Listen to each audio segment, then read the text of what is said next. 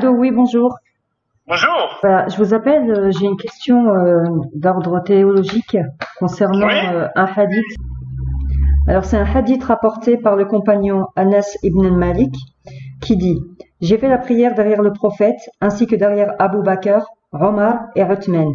Tous commençaient la lecture par Alhamdulillah Rabbil Alamin. Personne ne prononçait Bismillahir Rahmanir Rahim au début de leur lecture ni à la fin. Non mais on pratique, c'est quoi? Il sert à quoi ce hadith? Est-ce que le Fatiha on a dit Bismillah ou pas? Oui, la Fatiha, c'est bien les 7 répétés. On est dans les 7. Fatiha, c'est la première Fatiha, c'est le premier. C'est l'ouverture. Oui, qu'on lit à chaque prière. Voilà la basmala Autre question. que le prophète aurait prié sans la basmala, sans Bismillah Oui, ar-Rahman ar-Rahim. il y a plusieurs versions. Moi je le fais avec Bismillah, il y en a qui le font sans Bismillah. Voilà. D'accord. Et qu'est-ce que vous pensez de ce que Dieu dit quand il parle de ne rien retrancher de son livre et de sa prophétie?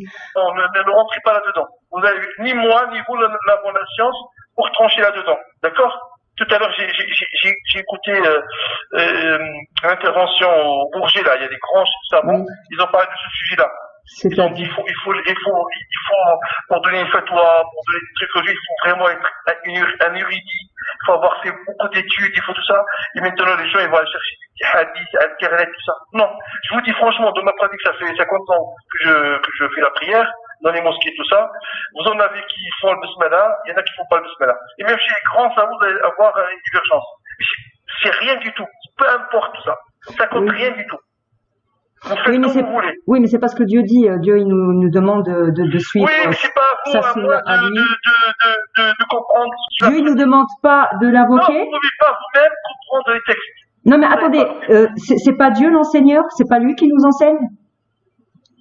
Ah, bon, c'est Pierre. Mais si on enlève la basmala, on en est à 6 versets, Non, on n'est plus à 7 versets, on n'est plus aux 7 répétés. Vous pouvez pas dire ça. Mais il n'est pas question de comprendre, il est question de raisonner. Et quand on moi, j'en suis pas là. Non.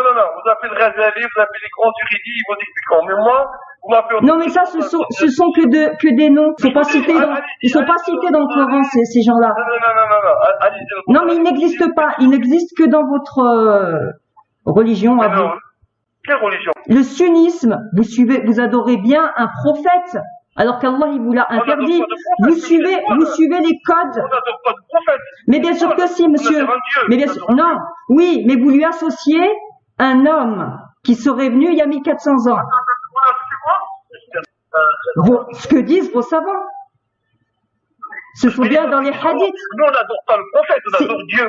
Non, vous suivez les hadiths, ce qui a été rapporté par vos savants. Vous suivez pas le Coran.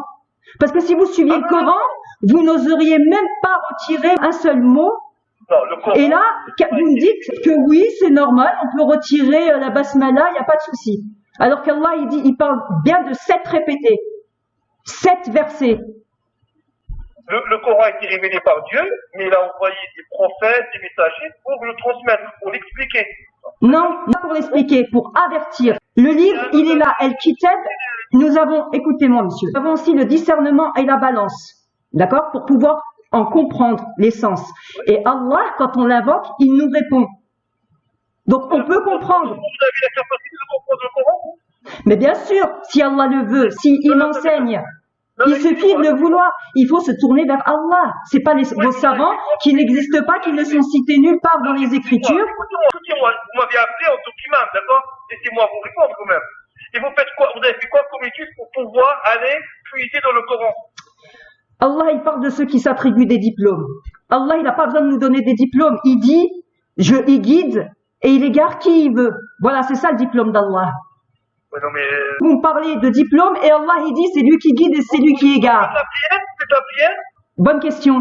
Où est-il écrit qu'il faut faire 5 prières par jour? Madame, vous faites combien de prières vous par jour? Non, dites-moi vous, où sont écrits les prières? Dans quel hadith ou dans... Combien? Moi, j'en fais 5 obligatoires. Moi, je prie le matin à l'aube, le soir au maghreb, et au milieu de la journée, et dans la nuit. Mais concrètement, je suis tout le temps en prière. Tout le temps.